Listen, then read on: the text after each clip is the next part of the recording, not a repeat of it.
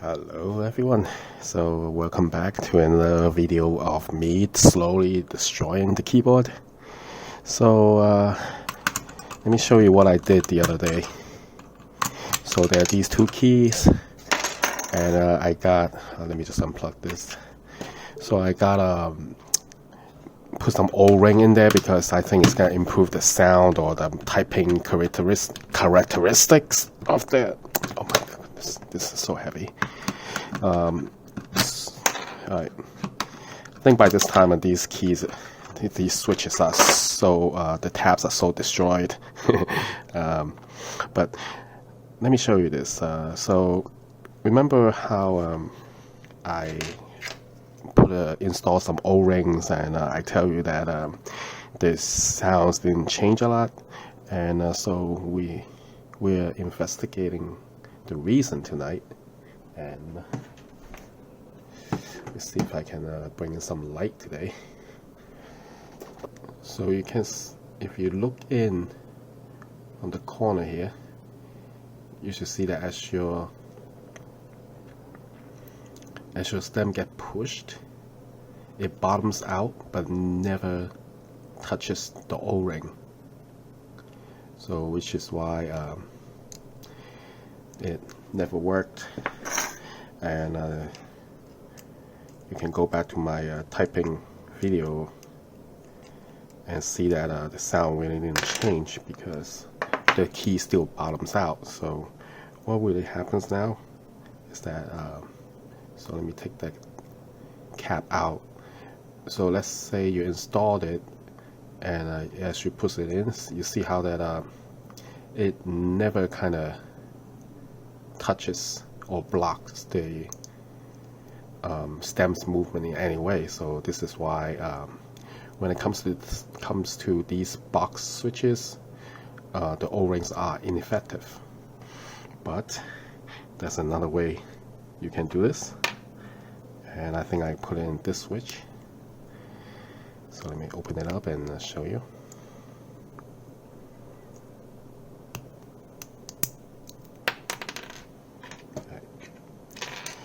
So what you can do though is to install the O-ring into the housing of the switch. There's no special technique to it. Just shove it in and stick it into the between the gaps of that's between these two pillars, and then you just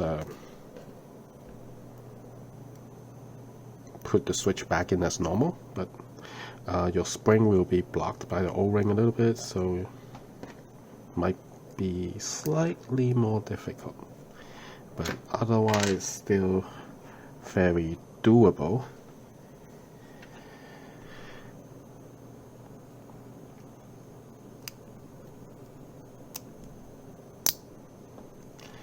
And there you have it.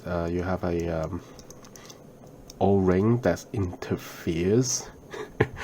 Use the word interfere because I feel that now it's just kind of getting a little more severe. So as you can see how if you push it in, you feel a resistance because of the rubber O-ring, whereas the normal switch, you just very easily bottoms out, and the sound and the noise that you make actually come from the stem hitting the bottom of the switch.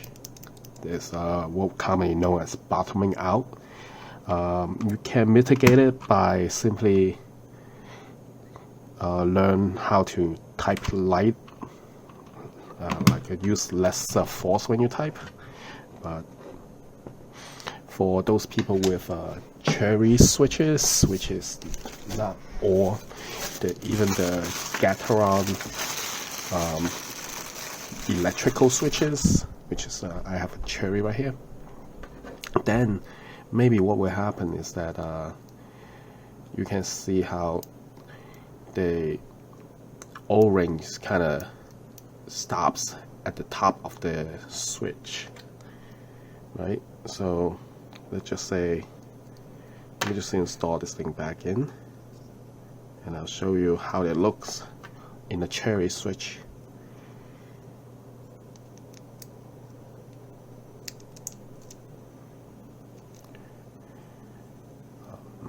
if you can see inside, but so it looks like. Here's a unmodified, without the O-ring.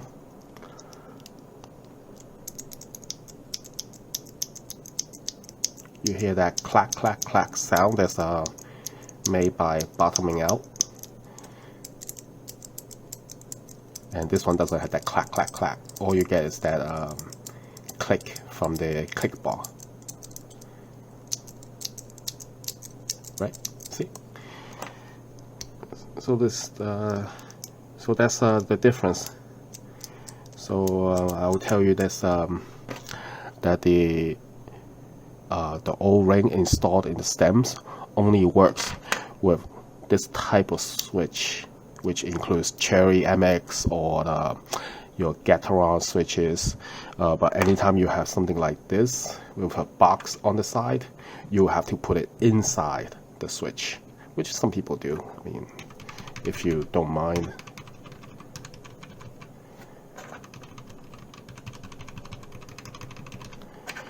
We install the keycaps, and I'll show you how it sounds.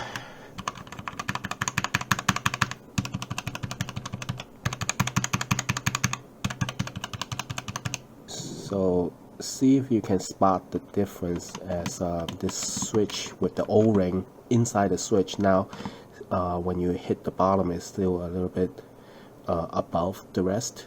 So now you reduce the travel distance of your keys as well. Now that depending on your preference, it may be something that you prefer, because the less you travel, the faster you can type.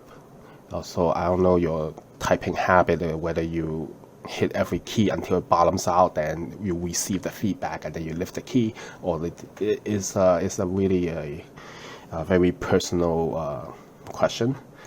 So it's up to you. It's just have to kind of try it to find out. So hopefully this helps and you learn something from this. Like, subscribe, share. Thank you. Have a good night.